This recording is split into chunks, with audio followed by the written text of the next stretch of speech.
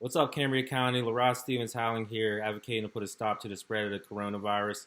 I know it's been a long, tough road. Seems like we're getting to the end, but we can't let up now. We got to continue to do all the right things, like wearing masks, washing our hands, staying distant when we're out in public, and stay at home when we can. Let's do this for our neighbors. Let's do this for our loved ones. We can even do this for ourselves.